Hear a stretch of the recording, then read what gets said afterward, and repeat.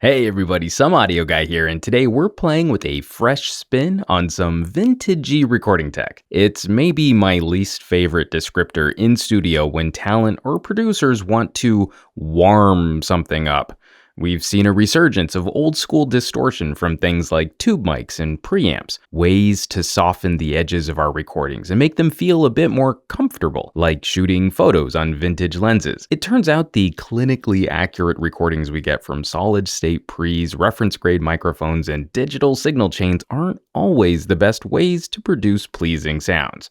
Of course, if we want to go warm, there's really no fatter way to capture sound than with a good old ribbon mic. Cloud microphones have been producing top-tier ribbons for years now, inspired by the classic RCA mics of old. At their core, we see the same process unique to all ribbons. A strip of metal floats between two magnets, and vibrations in the air wiggle that metal strip, causing tiny electrical signals to feed into a preamp. The problem with most ribbons is they need really loud preamps that can crank with a minimum of noise at upwards of 50 decibels of input gain. As I focus on spoken word recording, I typically need even more gain than that. See, ribbons are tricky as they're also extremely sensitive to the proximity effect. So if the talent is too close to the mic element, you end up with a muddy mess.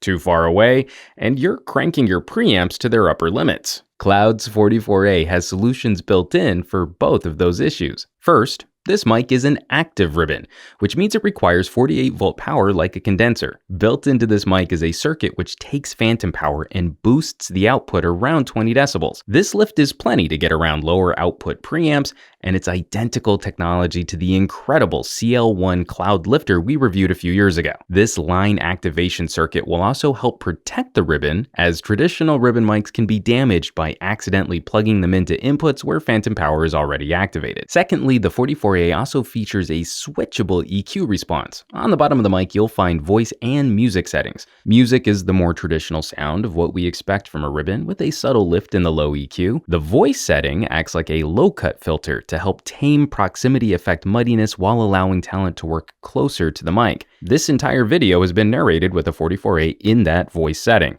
It's a very helpful consideration, opening up a bit more flexibility for this class of microphone. The sound of the 44A is fat. It's a really pleasant blurring of any sharp edges, and you'll instantly want to throw it on honky or abrasive instruments. Screaming vocalists sizzle and distort in exactly the way you'd want to replicate from our favorite classic rock and jazz recordings. Only the mic is more capable of keeping up with our modern demands for nuance and articulation. The voice setting is greatly appreciated for spoken word and voiceover. I still find it difficult to recommend a ribbon as a voice actor's daily driver, but the 44A makes a very compelling argument for being the sidekick solution when you want to make a voice a little fatter or a little richer. In the gorgeous wooden storage box, you'll find a Rycote universal shock mount. Using springy plastic crescents to absorb shock, the thumb screw design is also handy for other unusually shaped mics, like some of Blue's creations, for example. If I have a complaint about the 44A, it's in the mic stand adapter built onto the mic. It requires the use of an Allen wrench to adjust the mic angle when not using the shock mount, but on my review unit, it was placed on the same side as the EQ selector switch. It's a bit snug getting the wrench in there to make an adjustment, though I have to believe